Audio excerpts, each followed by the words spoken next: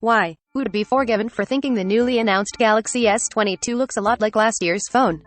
It does, but after being able to go hands-on with the S22 and S22, it's clear that, as with many things, it's what's inside that counts.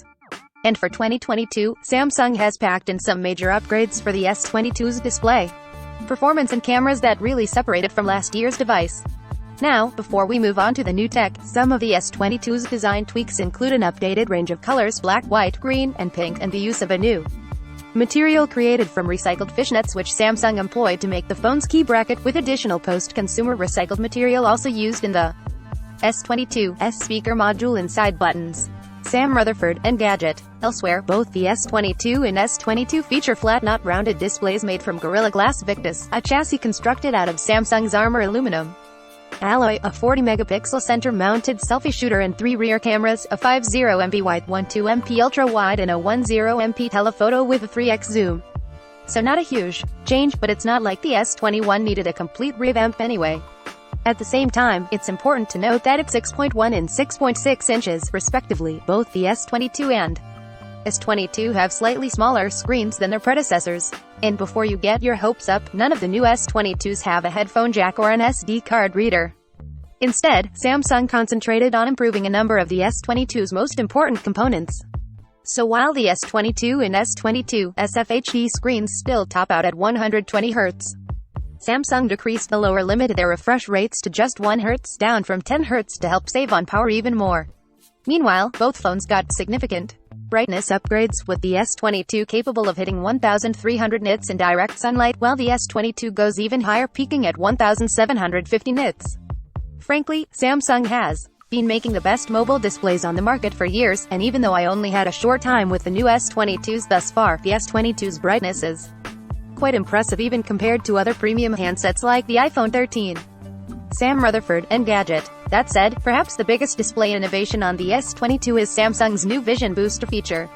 By using the ambient light sensors built into the phone, Vision Booster adjusts screen settings like contrast and color saturation to make content easier to see both outdoors and in low-light environments, like watching a movie on your phone before bed. But I should mention that because Samsung's demo area didn't have a lot of super bright or dark environments, Vision Booster is something that's definitely going to require some more in-depth testing to properly evaluate.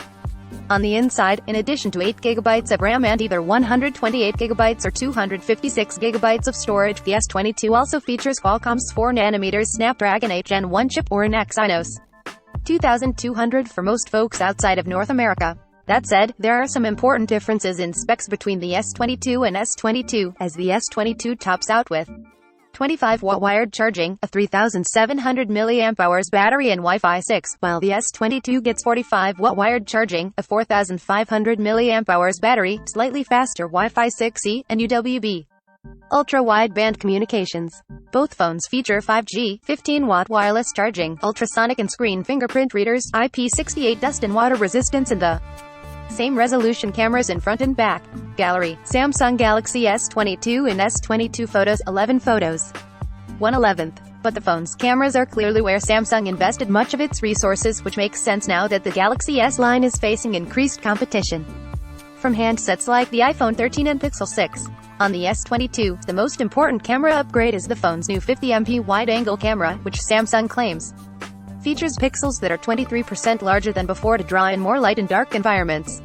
Then, to boost its nightography features even further, the S22 uses a 4:1 pixel binning technique that combines 4 adjacent pixels into one big pixel for additional low-light sensitivity.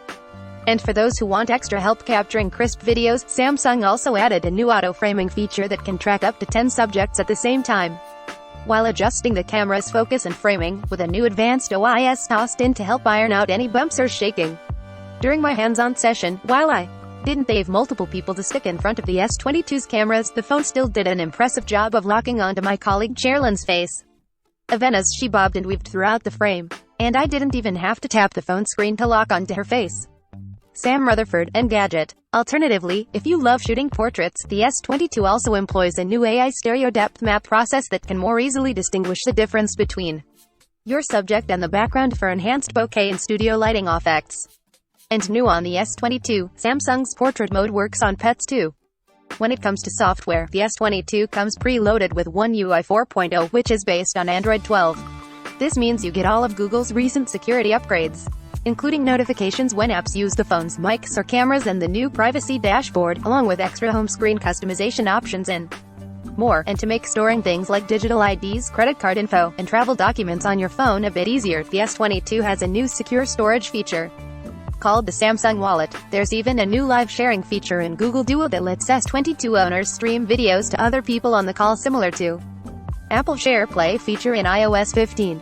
Unfortunately, neither the Samsung Wallet or live sharing in Google Duo were available for testing, so stay tuned for more updates on those. Sam Rutherford, Engadget. On top of that, for the entire S22 line, including the S22 Ultra, Samsung is stepping up the length of its software support to 4 generations of Android updates. So while Samsung's software support still isn't quite as extensive as what you'd get with an iPhone, it's longer than basically anything else in the Android world. But what might be the best part about all of this is that despite all the software and hardware upgrades, starting at $800 and $1,000, the S22 and S22 will cost the same as last year's Galaxy S phones. Sam Rutherford, Engadget. In a lot of ways, the S22 feels like the talk to the S21's tick. Last year, Samsung rolled out a fresh new design, and now Samsung is following that up with a bunch of upgraded tech. Sure, the outside of the phone may have not changed a ton, but the updated colors look good, and coming from someone with a Phantom Green Z Fold 3 that actually looks gray 99% of the time, the new green on the S22 is much richer and way more satisfying. And while we'll need time to put the S22 through its paces, Samsung investing so much time and effort in the phone's new cameras really shores up the biggest weakness of last year's device. So even though it's too early to hand anyone the crown for the best phone of 2022, the S22 feels like a thoughtful sequel to an already strong base. Pre-orders for the Galaxy S22 and S22 start today, with official sales beginning on February 25th. And for those who do pre-order, Samsung is including a free upgrade to the next storage tier and $100 worth of Samsung credit, or $150 for the S22. Catch up on all of the news from Samsung's February Unpacked event right here. All products recommended by Engadget are selected by our editorial team, independent of our parent company. Some of our stories include affiliate links. If you buy something through one of these links, we may earn an affiliate commission.